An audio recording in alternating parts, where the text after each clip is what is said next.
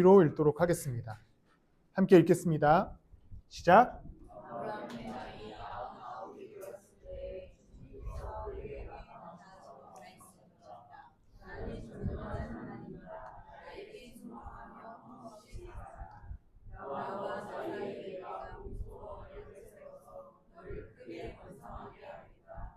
아브라함이 얼굴을 땅에 대고 엎드려 있는데 하나님이 그에게 말씀하셨다. 나는 너와 언약을 세우고 약속한다. 너는 여러 민족의 아멘. 오늘 창세기 5번째 나눔과 말씀을 함께 가지려고 합니다. 사실상 우리는 오늘 언약에 관한 또 계약 체결에 관한 이야기를 나누면서 우리가 한 해의 주제로 잡았던 언약 안에서 걸어가는 삶에 관하여서 그 기본 전제되는 우리는 도대체 어떤 언약 가운데 있는가에 관한 말씀을 좀 나눠보고자 합니다. 아브라함이라고 하는 사람은 하나님과 언약 관계로 맺어진 사람이었고 이스라엘이라고 하는 민족은 이 아브라함과 하나님의 언약을 시작으로 출발된 아브라함, 이삭, 야곱 그리고 이스라엘이라고 하는 나라의 역사의 시작이기도 합니다. 우리는 아브라함의 자손이다라고 신약 성경에 말씀하는 것처럼 이제 믿음의 자손으로서 이 땅을 살아가게 됩니다. 오늘 우리가 함께 나누고 싶은 이야기는 하나님과 우리 사이에 하나님과 아브라함 사이에 계약 관계가 있었던 것처럼 하나님과 우리 사이에 또 다른 계약 관계가 체결되었는데 이 계약에 관한 이야기, 언약에 관한 이야기를 함께 나누어 보고자 합니다. 그래서 오랜만에 여러분들이 편하게 설교를 좀 들을 수 있도록 교보제를 준비했습니다. 창훈쌤도 제가 파일로 보내드렸습니다. 그 계약서가 하나 있습니다. 글씨는 엉망진창인데 제가 여러분들에게 써준 편지보다 훨씬 잘 쓰지 않았습니까? 최선을 다해서. 총 몇 번 실패하고 다시 쓴 책입니다. 잘린 이유도 뭐 썼다가 잘못 써서 자른 건데요. 자, 계약서를 우리가 좀 살펴보면서 하나님과 우리의 계약 관계에 관한 이야기를 좀 나눠보고자 합니다. 제가 이 계약서를 좀 준비했는데 이걸 사실 챗GPT한테 써달라 그랬어요. 뭘 써달라 그랬냐면 갑과 을이 계약을 맺는데 갑의 주도로 계약을 맺어질 때 이 계약서를 어떻게 작성하냐라고 이야기했더니 이렇게 쓰여집니다. 본 계약은 갑이 제시한 조건에 대하여 을이 이를 모두 이해하고 동의함을 전제로 체결된다라고 쓰여졌습니다. 무슨 말이냐면 하나님과 아브라함의 계약을 생각해 봤을 때 모든 계약의 제시, 계약서의 내용을 누가 결정한 거냐면 하나님께서 결정하죠. 하나님께서 17장 2절에 이렇게 시작합니다.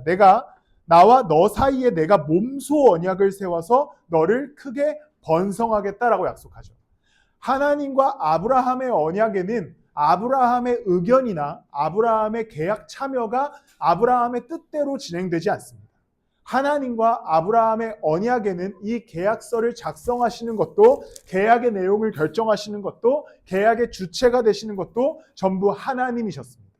아브라함은 하나님 그 계약서를 좀 수정해 주십시오. 그 계약서가 좀 마음에 안 드는데 이 내용을 좀 바꿔주십시오라고 할 수 있는 조건이 없었습니다. 왜냐하면 계약의 하나님께서 이 모든 계약을 주관하셨고 이 계약에 관하여서 그가 이끄셨기 때문이죠. 근데 우리가 이거는 이 갑이 누구인지를 살펴봐야겠죠. 갑이 누구냐? 하나님이시겠죠. 근데 오늘 본문에 하나님께서 본인 스스로를 어떻게 소개하냐면 1절에 보면 나는 전능한 하나님이다라고 얘기합니다. 이제 이 계약서의 주체이자 이 계약서를 작성한 갑 하나님은 스스로가 말씀하시기를 나는 전능한 하나님이다라고 말씀하십니다. 아브라함과 하나님이 계약을 맺게 됩니다. 하나님의 절대적인 요구로 인하여서 계약이 형성되게 되는데 이 계약의 주체인 갑 하나님은 그냥 신이 아니라 나는 전능한 하나님이다라고 고백하시게 되죠. 이게 왜 중요할까요? 전능하신 하나님이 이 계약의 효력을 갖고 계시다면 이 계약에 속해 있는 아브라함은 또한 아브라함의 민족은 계약의 파기를 염려하지 않을 수 있었습니다. 왜냐하면 계약의 주체이신 하나님께서 이 계약을 이끌어 가시는데 그는 그냥 신이 아니라 나는 전능한 하나님이다라고 고백하기 때문이죠. 이제 하나님의 주도성으로 하나님의 주체되심으로 계약을 체결하십니다. 그런데 이 하나님은 어떤 하나님이시냐면 전능한 하나님으로서 아브라함과 그의 민족을 완전하게 이끌어 가실 수 있는 약속 수행을 제대로 하실 수 있는 분이 바로 이 하나님이시죠. 전능한 하나님이십니다. 이제 우리는 이것은 우리에게도 동일합니다. 예수 그리스도의 십자가로 인하여서 우리는 하나님과 계약을 맺게 되었습니다. 예수 그리스도와 계약을 맺은 게 아니라 그리스도가 중간에 희생 제물이 되어 주심으로써 하나님과 우리 사이의 계약이 체결되죠. 어떤 계약이냐면 우리는 이제 그의 자녀가 되는 계약이 체결됩니다. 예수 그리스도께서 십자가에 달리셔서 죽으심으로 말미암아 막힌 담을 허셨다라는 표현을 통하여서 하나님과 우리 관계가 그분의 주도하심으로 아버지와 아들 혹은 딸이 되는 관계가 형성되게 됩니다. 이것은 이제 계약의 주체가 하나님께서 되셔서 전능하신 하나님이 그의 아들을 보내심으로 우리를 아무것도 아닌 자들을 아들 삼아주시는 그분의 계약의 효력이 발생합니다. 아브라함을 생각해보면 그도 마찬가지죠. 그저 저기 하란 땅 어딘가에서 살고 있었던 사람이었습니다. 하나님의 주도하심으로 하나님의 전능하신 하나님의 능력으로 이 아브라함을 택하셔서 그를 믿음의 조상으로 삼으시게 되죠. 이 여정 속에서는 아브라함의 어떠함이 작용되지 않습니다. 을의 특별함이 작용되지 않아요. 아브라함은 그저 하나님의 선택 아래에서 그의 민족이 됩니다. 예수 그리스도의 십자가도 마찬가지입니다. 그리스도의 십자가는 우리를 자녀 삼아 주심에 있어서 우리의 어떠함이 적용되지 않습니다. 이 계약서에는 을의 조건이 붙지 않는 것이죠. 을은 이렇게 해야만 아들이 될 수 있다. 을은 이렇게 살아야만 딸이 될 수 있다라는 계약 조건이 붙지 않습니다. 갑이 주체가 되어서 이 계약서를 작성하고 이것을 믿는 자에게 그의 자녀되는 특권을 주시게 되는 겁니다. 예수 그리스도의 십자가는 우리가 하나님 사이에 새로운 언약을 맺게 해주셨는데 이제 그분의 자녀되는 언약을 맺게 해주셨습니다. 이 언약 아래 예수 그리스도의 주도하심으로 우리는 임하게 되었습니다. 여러분들의 오늘의 삶이 이 계약서를 가지고 있는 인생임을 기억하셨으면 좋겠습니다. 하나님의 사랑으로 말미암아 그분의 은혜로 말미암아 우리를 주도적인 계약에 참여시켜 주셨고 이 을은 사실 이 계약에 참여할 수 없는 존재이자 계약에 참여할 수 없는 조건이 있었음에도 불구하고 그리스도께서 십자가에 달려 죽으심으로 이 계약을 완성시키셨고 갑과 을의 완벽한 계약, 그가 우리의 아버지 되어주시고 우리는 그의 자녀되는 계약이 맺어지게 됩니다. 또한 이 계약의 주체는 전능하신 하나님이라는 것도 또한 우리는 기억할 수 있어야 됩니다. 하나님은 전능하셔서 우리의 아버지 되어주십니다. 이 계약의 주체는 어떠한 것에 의하여서 흔들리는 분이시거나 어떠한 것에 의하여서 실패하는 분이 아니라 계약의 주체 자체가 전능하신 하나님이기 때문에 이 계약 아래 거하는 모든 일들은 그 전능하신 하나님의 능력과 그분의 말씀과 그분의 사랑 안에 거함으로써 이 땅을 살아갈 수 있게 되는 것이죠. 여러분들이 전능하신 하나님과 자녀됨의 계약이 체결되었다는 사실을 기억하십시오. 이것은 절대 흔들리지 않는 계약입니다. 이 계약의 주체는 어떤 이 세상의 계약서를 쓰는 자들과 다르게 전능하셔서 이 계약을 완벽하게 완성시키시기 위해 여러분들의 삶을 끝까지 돌보시고 책임지시겠다고 하는 언약의 선언입니다.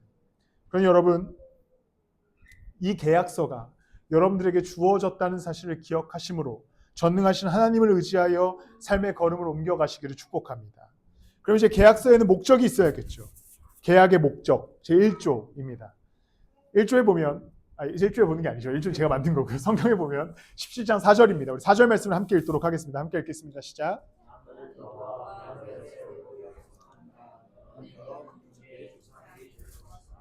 이제 이 계약의 목적은 하나님께서 아브라함을 향하여서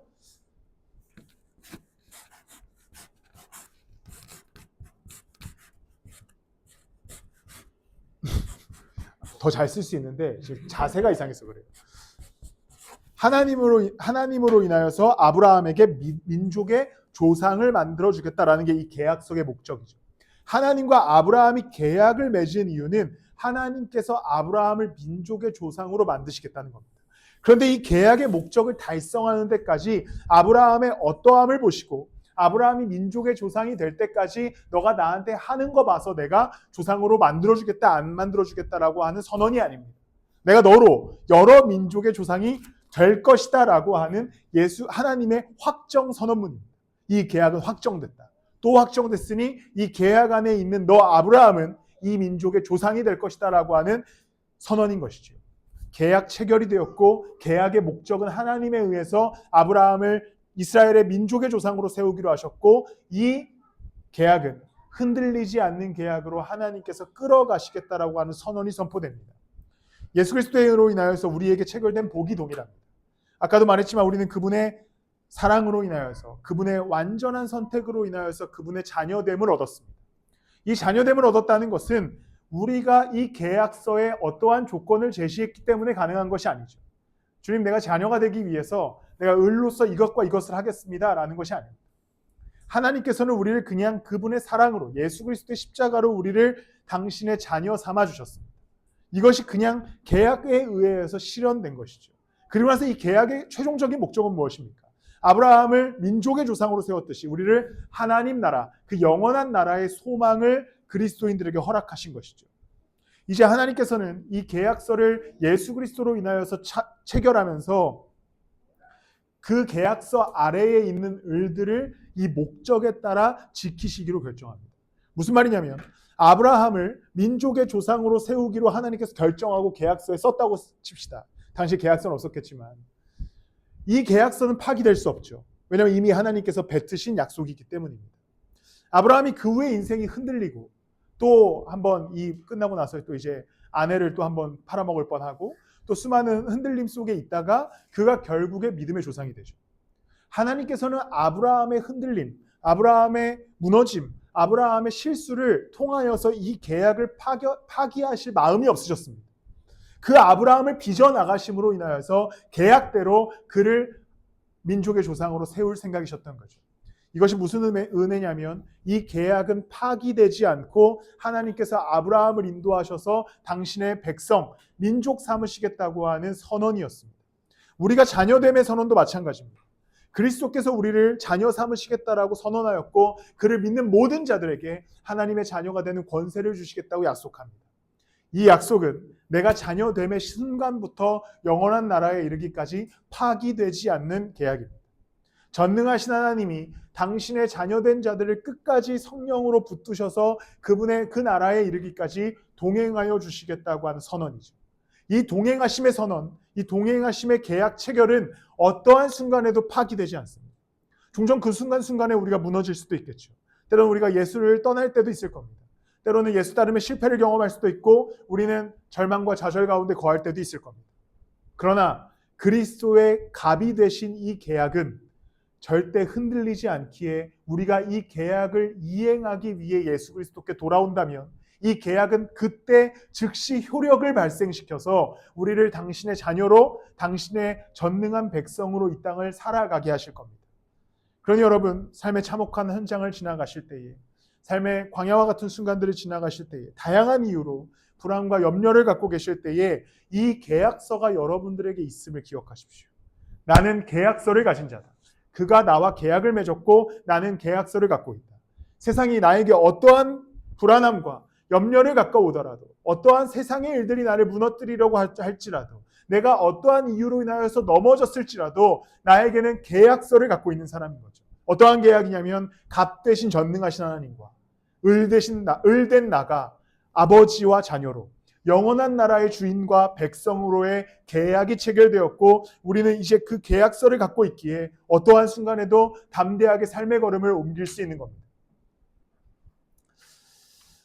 오늘 뭐가 많은데 드셔보셨습니까? 네. 안 드셔보신 분 계십니까 혹시? 한 명, 두 명, 세 명, 네 명. 장우쌤도 안 드셔보고. 장우쌤 아마 싫어하실 것 같은데 제 품속에 두쫑쿠가 있습니다. 두바이 이거 굉장히 권력이라고 하는데 이제는 좀 약간 설교를 좀 이걸 한 주 정도만 빨리 했어도 더 권력이 됐을 텐데 지금은 이제 많이들 드셔보신 것 같아요. 저희 이제 집 앞에도 많이 팔더라고요. 제가 4개 사왔으니까 안 드셔보신 분들 나눠 드십시오. 이따 끝나면. 두쫑쿠가 있어요. 이제 두쫑쿠를 먹지 못한 자들과 먹어본 자들이 갈리잖아요. 이제 먹지 못한 자들은 하나님의 은혜를 경험하지 못한 자들이라고 생각해 봅시다. 그들은 하나님의 은혜를 경험하지 못하고 이 땅을 살아갑니다. 왜냐하면 두쫑쿠를 먹지 않고 살아간 거예요. 지하철에 탔다고 생각해 봅시다.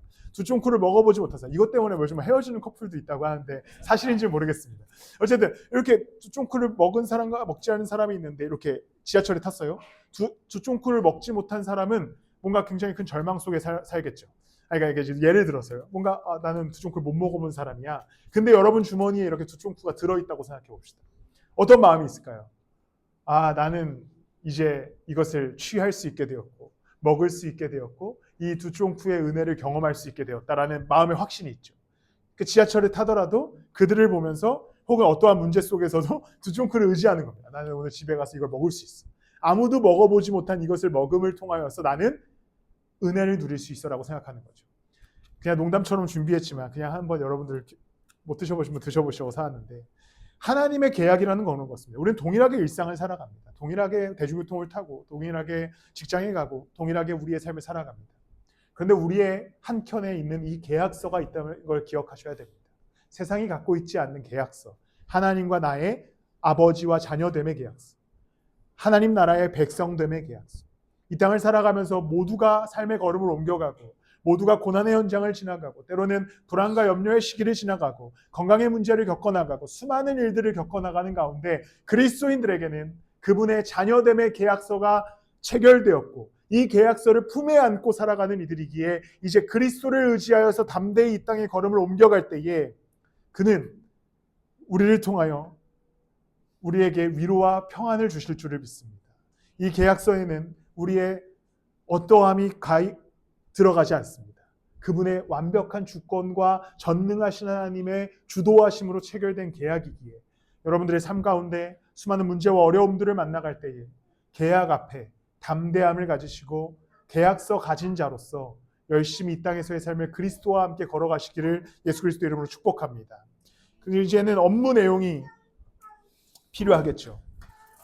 업무 내용이 필요합니다. 왜냐하면 계약서를 맺으면 이제 이 갑과 을이 무언가를 해야 되잖아요. 갑의 업무 내용이 무엇일까요? 우리 한번 창세기 17장 8절 말씀을 함께 읽도록 하겠습니다. 함께 읽겠습니다. 시작.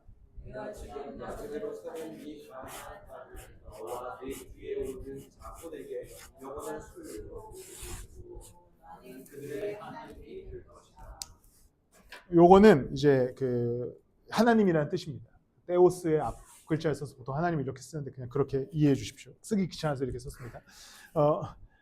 이제 업무 내용이 무엇이냐면 이제 갑이 이 계약서를 체결하면서 내가 뭘 할지를 얘기하는 거죠. 내가 너와 계약을 맺으면 내가 어떠한 계약을 맺을 거냐면 나의 업무 내용은 무엇이냐면 나는 너희들의 하나님이 될 것이다라고 약속하죠. 이것은 그냥 우리가 지금은 하나님, 나의 하나님이라는 고백이 쉬워지지만 당시 신이 존재하지 않았던 아브라함이라고 하는 그 민족과 나라 가운데 하나님께서 나타나셔서 말씀하시기를 나는 너희들의 하나님이 되어주겠다라고 하는 이 선언. 근데 이 하나님이 어떤 하나님이냐면 전능하신 하나님이 너희들의 하나님 되어주겠다고 선언하여 주십니다. 하나님이 약속을 체결하시고 스스로 말씀하시기를 내가 너희들의 하나님이 되어줄게. 내가 너희들의 유일한 신이 되어줄게. 그런데 나는 그냥 하나님이 아니라 전능한 하나님이야 라고 하는 이 선언은 이 계약서 가운데 있는 자들이 전능하신 하나님이 나의 하나님 되어주심의 은혜 아래 거하게 되는 것이죠. 전능한 하나님이 시간을 주관하시고 모든 것의 시작되시며 모든 것의 삶의 창조주 되시는 그가 이 아브라함이라고 하는 민족의 하나님 되어주심으로써 이 민족을 더 이상 무너뜨리지 않고 이끌어 가시겠다고 약속합니다. 하나님은 이제 이 약속을 파기하지 않고 이 약속을 지켜나가시기 시작합니다. 예수 그리스도의 십자가가 바로 이와 같습니다. 그리스도의 십자가와 그의 피 흘리심은, 그의 죽으심은, 그의 부활하심은 우리 한 사람을 구원하여 주시기 위한 예수 그리스도의 역사였습니다. 그런데 이 역사로서 계약서 가운데 예수 그리스도께서 무엇을 말씀하시냐면 내가 너희들의 구원자 되주겠다라고 약속하는 것이죠. 내가 너희들을 이 죄와 사망에서 건져내 주시겠다고 약속합니다. 그리고 이 약속을 그리스도께서 이미 십자가에서 그 업무를 이행하심으로 인하여서 이 계약서 아래에 있었던 그리스도인들은 구원의 은혜를 누리게 되었습니다. 여러분들의 삶은 예수 그리스도의 그 십자가의 피로 말미암아 계약이 체결된 자들입니다. 제가 찬양을 들을 때 항상 저는 이제 약간 그 T 성향이 있어서 알다시피 약간 감성적인 찬양을 굉장히 안 좋아합니다. 이렇게 안 좋아해요. 저는 어떤 찬양을 좋아하냐면 이번에도 제가 집회 가서 무슨 찬양 할까요? 그래서 내 삶은 주의 것 하자. 진짜 가사가 명확하지 않습니까? 내 삶은 주의 것, 내 삶은 주의 것, 내 삶은 주의 것. 너무 정확하잖아요. 막 주님 나를 공감하시고 나를 사랑하시고 이런 거 말고 내 삶은 주의 것 이런 걸 좋아합니다. 최근에 좋아하는 찬양 중에 이제 그 스카프레너 목사님이 계신 팀이 하는 찬양인데 제가 제목이 생각이 안 나는데 찬양 가사가 이렇습니다. 유다의 사자 표효하여 우리를 죄와 사망에서 건지셨다. 이게 뒤에 후렴에 계속 나오거든요. 너무 좋은 거예요. 왜냐하면 너무 명확하잖아요. 그리스도가 포효하셔서 이 죄와 사망을 이기시고 그를 믿는 자들에게 십자가의 은혜를 허락하셨다. 자녀됨을 허락하셨다라는 고백입니다. 이게 왜 좋냐면 우리가 이것을 잊고 살 때가 있거든요. 무슨 말이냐면 우리는 예수 그리스도를 굉장히 종교적인 신으로 만들 때가 있습니다. 무슨 뜻이냐면 내가 삶이 좀 어렵고 힘들 때에 혹은 내가 예배라는 어떠한 행위에 참여하여서 그 그리스도의 사랑의 부분, 위로의 부분, 은혜의 부분만을 바라보고 있는 거죠. 그것만 보고 싶어 합니다. 그게 사실 편하거든요. 그렇게 신앙생활하는 것은 나쁠 것이 너무나 좋습니다. 왜냐하면 그냥 예수 그리스도를 생각할 때에 그는 사랑이시고 그는 은혜고 그는 나를 위로하시는 분이고 나를 공감하시는 분이야. 그 안에서 우리는 위로를 누리고자 합니다. 그런데 예수 그리스도의 기본적인 이 계약의 업무의 내용은 그가 십자가에 달리셔서 죽으심으로 우리의 죄와 우리의 사망을 이기게 하신 거로부터 출발됩니다. 그리고 나서 그것이 사랑과 은혜로 이어지는 것이죠. 그런데 우리는 이 죄와 사망을 이기신 예수 그리스도에 대해서는 깊게 묵상하고 싶지 않아요. 왜냐하면 이것은 나의 삶에 뭔가 변화와 전환을 요구하기 때문이죠. 그러니까 우리는 이 죄와 사망을 이기신 그리스도는 완전히 잊어버리고 항상 따뜻하신 예수 그리스도, 사랑의 그리스도, 우리를 덮으시는 그리스도만 묵상합니다. 그러다 보면 무슨 문제가 생기겠습니까? 예수 그리스도의 십자가를 잃어버리기 시작합니다. 예수 그리스도의 십자가를 잃어버리고 우리의 믿음과 신앙은 그저 사랑과 위로와 평안만을 추구하는 신앙을 갖게 되는 거죠. 그런데 십자가를 잃어버리면 무슨 문제가 생깁니까? 우리가 예수 따름을 잃어버리는 거죠. 왜냐? 사랑과 위로와 평안만 바라보고 있으니까 내가 뭘 해도 괜찮다고 생각하기 때문입니다.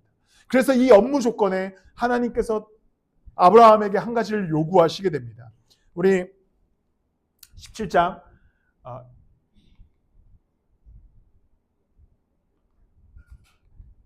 뭔가 잘못됐네요. 네. 요 1절을 다시 읽도록 하겠습니다. 죄송합니다. 17장 1절 말씀을 다시 읽도록 하겠습니다. 시작. 아브라함의 나이 99이 되었을 때 주님께서 그에게 나타나셔서 말씀하셨다. 나는 정말 사람이다. 나에게 순종하며 흠없이 살아라.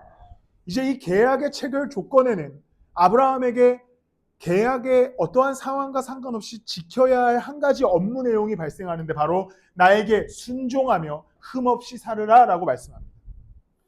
여러분 우리의 거룩함은 어디서 옵니까? 예수 그리스도의 십자가로부터 오죠. 여기서 분명히 흠없이 살아가라고 얘기합니다. 이 흠없음은 예수 그리스도의 십자가로부터 시작됩니다.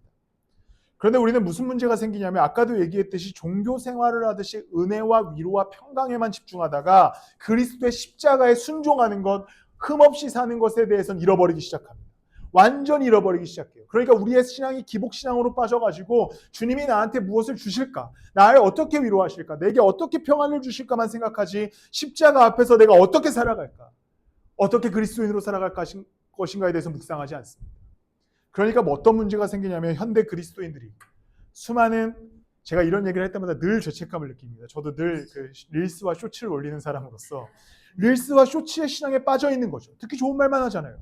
거기서 누가 정신 차려 예수 그리스도 똑바로 믿어라고 하는 분들 많지 않습니다. 따뜻한 말하죠. 너를 사랑한다 이야기합니다. 그러니까 어떠한 현대 그리스도인들의 문제가 있냐면 희생과 순종을 하지 않습니다. 예수 그리스도 앞에 희생하지 않아요. 자기 것을 조금이라도 내어놓는 것에 대한 굉장한 불쾌감을 느낍니다. 예수님은 날 사랑하시는 분인데, 예수님은 나를 위로하시는 분인데 맞는 말이죠. 그런데 그 시작점이 어디예요? 그리스도의 십자가잖아요. 그리스도의 십자가는 보통 사실 우리에게 무엇을 요구하냐면 십자가를 지고 걸어오라고 얘기하는 것을 요구합니다. 거기에는 분명한 순종과 분명한 희생, 분명한 자기 내려놓음이 있어야만 이 위로와 평안까지 이룰 수 있는 겁니다. 여러분 그러니까 신앙생활을 여러분들이 다른 종교를 믿듯이 하지 마십시오. 그냥 하나님 나를 사랑하시니 예수님 날 아버지 사랑합니다. 이런 정도의 신앙생활인 거죠. 막 옛날 찬양 잘 들어보세요. 막 순교자의 삶을 사는 이에게 십자가의 길을 걷는 자에게 이런 찬양했던 시대가 있었습니다. 오소서 진리의 성령님 막 하늘 가르고 임하소서 막 이런 찬양을 했던 시대가 있는데 요즘 어떤 찬양하면 하니까 주님 나를 공감하십시오. 주님 나와 함께 막 우리를 지어주십시오. 이런 것만 하고 있어요. 그러나 그리스도의 십자가는 분명한 희생, 분명한 순종과 흠없이 삶의 태도가 필요한 것이죠. 계약서에는 이제 그리스도인의 태도, 그분의 십자가를 따라감에 있습니다. 아브라함은 이제 이 언약이 체결되고 순종하여 걸음을 옮기기 시작합니다. 적극적으로 걸음을 옮기기 시작해요. 그 대표적인 게 이후에 있었던 할례를 행하는 것이었죠. 그리고 또 하나는 이후에 자신의 아들 이삭을 바치기까지 합니다. 비록 다 바치진 않았지만요. 여러분의 삶도 그렇습니다. 여러분과 하나님이 예수 그리스도의 십자가로 인하여서 그 계약 관계가 형성되었다면 여러분 예수 따름이 필요합니다. 예수 따름은 여러분들의 희생과 여러분들의 순종이 필요한 것이죠. 나는 전능한 하나님이다. 나에게 순종하며 흠없이 살 것을 명령합니다. 여러분 순종이 없는 신앙생활은 자 이렇게 생각해 봅시다. 순종이 없는 신앙생활은 신앙생활일까요? 아닐까요? 퀴즈입니다. 순종 안 하고도 신앙생활 할 수 있지. Yes or no? 네, 아닙니다. 명확하게 아닙니다. 종교생활일 수 있죠. 종교생활일 수 있습니다. 예배 참석 오케이? 했어. 찬양 했어. 말씀 들었어. 근데 내 삶은 그대로. 어떠한 희생, 어떠한 순종 없어. 종교생활이죠. 신앙생활과 종교생활은 엄격한 차이가 있습니다. 여러분들 어떤 예수 그리스도를 따라가고 계십니까? 포기할 수 있는 것들은 때로는 포기할 수 있어야죠. 때로는 우리가 무언가를 위해서 또한 공동체를 위해서 혹은 내 개인의 삶을 위해서 예수 그리스도를 위해서 그가 우리에게 생명을 허락하셨으니 내가 삶에 어떠한 것이라도 내려놓을 수 있는 각오가 있어야죠. 그런데 이것은 내가 무언가를 내어놓고 갈라놓고 나를 포기하는 것이 아닙니다. 사실 이것은 예수 그리스도가 그것들에 대한 채우심이 있는 은혜를 경험하는 거죠. 내가 결정하고 걸어간 것보다 내가 예수 그리스도 앞에 희생하고 걸어갔을 때 주님이 채우시는 은혜가 더욱더 크기 때문입니다. 여러분 종종 위로의 어떤 도파민이라 그럴까요? 은혜의 도파민에 중독되어 계시지 마십시오. 예수 그리스도는 그런 신이 아니잖아요. 이미 죄와 사망을 이기셨잖아요. 그리고 이제 그 죄와 사망을 이기신 예수 그리스도가 뭐라고 말씀하십니까? 나를 따라오라고 말씀하시죠. 우리는 따라가고 싶진 않아요. 왜냐하면 괜히 따라갔다가 뭔가 좀 고생스러울까 봐요. 그러나 그리스도를 따라가는 길이 유일한 구원의 길이고 유일한 생명의 길이라면 우리는 따라가야죠. 여러분 스스로 삶의 걸음을 옮겨가다가 괜한 더 큰 넘어짐과 실패를 경험하지 마시고 예수 그리스도의 그 말씀 앞에 겸손히 온유하게 서서 그분을 따라가시기를 축복합니다. 마지막으로 이제 이 계약의 유효기간이 등장합니다. 우리 7절 말씀을 한 번 더 읽도록 하겠습니다. 함께 읽겠습니다. 시작.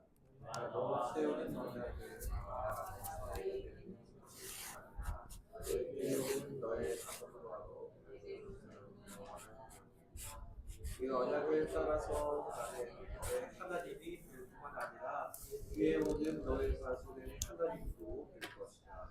이 계약의 최종적인 해지는 없습니다. 영원하다라고 말씀하시죠. 하나님께서 아브라함에게 내가 영원히 이 계약 안에서 너와 너의 자손들의 하나님이 되어주겠다고 약속합니다. 그런데 이제 이 계약이 완전한 효력으로 아브라함과 아브라함의 민족에게 역사하려면 도장이 필요했습니다. 그 도장이 무엇일까요? 믿음입니다. 아브라함은 믿음의 조상이죠. 그가 이 계약이 존재함을 믿을 때에 이 계약이 효력을 발생시킵니다. 우리의 삶도 마찬가지입니다. 예수 그리스도의 십자가와 그분의 은혜는 우리 가운데 존재합니다. 이미 그는 십자가에 달리셨고 우리를 구원하시기 위해 이 땅 가운데 오셨죠. 근데 요한복음 3장 16절에 뭐라고 말씀합니까? 하나님이 세상을 이처럼 사랑하사 독생자를 주셨으니 여기까지는 사실이죠. 이는 저를 믿는 자마다 멸망하지 않고 영생을 얻게 되게 하려 하십니다. 믿는 자마다. 이 계약이 영원히 효력이 있으려면 이제 믿어야 합니다. 믿는다는 것은 단순히 믿어. 이게 아니죠. 믿습니다. 이게 아닙니다. 아브라함은 믿음으로 이제 그의 인생을 하나님과 함께 걸어가기 시작합니다. 이것이 믿음입니다. 믿음은 그 믿음을 가지고 하나님과 함께 걷는 것이죠.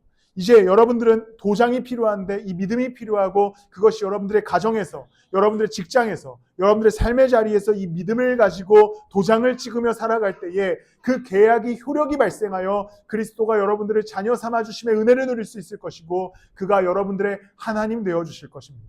그는 그러기 위해 이 땅 가운데 오셨기 때문이죠. 절대 믿음을 잃지 마십시오.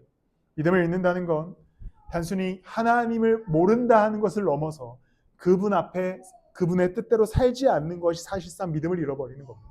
제가 자주 하는 예화지만 부모 관계를 생각해 봅시다. 나의 아버지인 걸 믿죠. 나의 어머니인 걸 믿습니다. 그런데 삶 속에서 아버지가 뭐라고 하든 듣지 않아요. 어머니가 뭐라고 하든 듣지 않습니다. 더 나아가서 아버지를 아버지라 부르지 않습니다. 저기요 아저씨, 저기요 사장님 이렇게 부릅니다. 그럼 무슨 문제가 생깁니까? 이 믿음이 효력이 있습니까? 없지요. 그가 나의 아버지시라면 아버지로 고백하고 아버지의 말을 듣고 아버지와 함께 살아야 그가 나의 아버지이신 것을 믿는 거죠. 하나님을 믿는 것도 그렇습니다. 여러분 절대 믿음을 잃지 마시고 그 믿음으로 살아가시길 축복합니다. 때로는 그 아버지가 여러분들에게 무엇을 요구할 때에, 무엇을 하자 하실 때에, 어디로 가라 하실 때에 깊은 순종으로 그 길을 걷기 시작할 때 아버지 되신 하나님은 이 계약을 영원히 체결하셨기에 끝까지 여러분들의 삶을 가장 아름답고 안전하게 인도하여 주실 줄을 믿습니다. 말씀을 마무리합니다. 이건 약간 곁다리를 잠깐 빠져요. 지난 청년부 수련회에 갔다 왔는데 사실 한 번 보고 말 친구들이잖아요. 혹시 유튜브로 제 설교를 들어보시면 알겠지만 설교를 진짜 그냥 하고 싶은 말 다 했습니다. 너네 막 목사한테 그러지 말아라, 뭐 교회에서 그러지 말아라, 너네 뭐 희생하지 않고 순종하지 않고 그딴 식으로 살지 말아라, 엄청 얘기했습니다. 그거 내려오니까 막 속이 다 시원하더라고요. 막 와, 우리 교회 아니니까 이렇게 하면 막 그 얘기도 했거든요. 너네 괜히 목사한테 가서 힘들다고 하지 말고 삐졌다고 하지 말고 시험 들린다고 하지 마라. 내가 시험 든다. 막 이러면서 막 엄청 뭐라 그랬어요. 너네 뭐 예수 제대로 따라가야지, 순종해야지.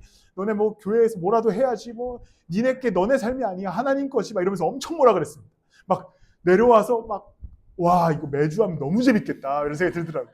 매주 가서 그냥 갈구는 거죠. 야, 너네 똑바로 살아야지. 예수님 따라가야지. 근데 이제 우리 교회 설교를 준비하면서 그때부터 심장이 막 무거워집니다. 이거 했다가 또 누가 상처받았다고 하면 어떡하지, 시험 들었다고 하면 어떡하지 하지만 뭐 어쩌겠습니까? 진리를 선포해야죠. 여러분, 네, 그렇습니다. 우리 히브리서 13장 20절과 21절 말씀을 한 번 더 읽도록 하겠습니다. 함께 읽겠습니다. 시작.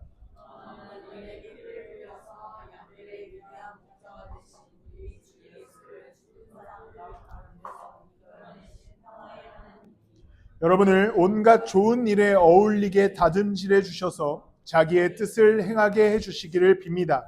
또 하나님께서 예수 그리스도로 말미암아 우리 가운데 자기가 기뻐하시는 바를 이루시기를 빕니다.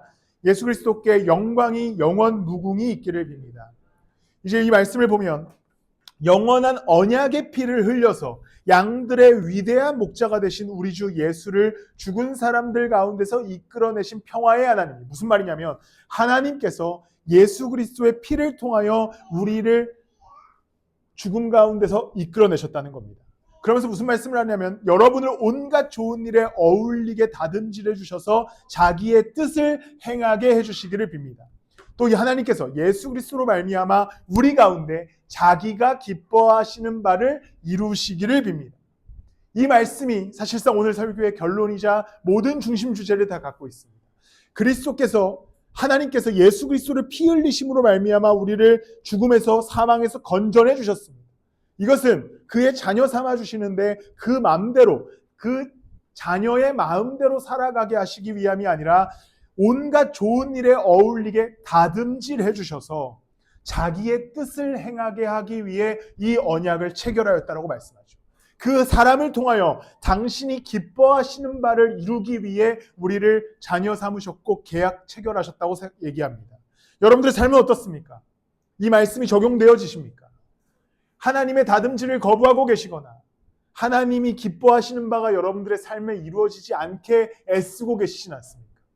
우리가 그리스도인이라면, 이 언약 가운데 있는 자들이라면 이제 이 계약을 없던 것처럼 살지 마시고 이 계약에 실현된 대로 그가 나를 통하여 당신의 기쁨을 실현할 수 있도록, 그가 나를 통하여 당신의 뜻을 행할 수 있도록 삶을 내어드리시기를 축복합니다. 그게 왜 중요하겠습니까? 이것이 가장 영광스러운 길이고 가장 안전하고 완전한 길이기 때문입니다. 만약에 내 선택보다 하나님의 선택이 더 누추하거나 나쁜 것이라면 이 설교가 잘못된 것이겠죠. 그러나 우리가 하나님의 자녀됨으로 그분을 따라 그분의 기쁘신 뜻을 위해 걸어가기 시작할 때 내가 계획하고 내가 소망하고 내가 바랐던 것보다 더 나은 것을 하나님께서 주실 줄을 믿습니다. 여러분들께서 하루 한 주간의 삶, 또 이제 벌써 1월이 끝나는 새로운 2월 달에도 예수 그리스도의 뜻을 따라 걸음을 옮겨가시고 그분이 기뻐하시는 바가 내 삶에서 실현될 수 있도록, 내 뜻이 실현돼서 엉망진창의 결과를 얻는 것이 아니라 하나님의 뜻이 실현되어서 가장 선한 결과를 얻을 수 있도록 삶의 걸음을 옮겨가시는 저와 여러분들이 되시기를 예수 그리스도 이름으로 축복합니다. 우리 한번 기도하실 텐데요. 이쪽으로 돌아오세요. 우리 한번 기도하실 때 오늘 말씀을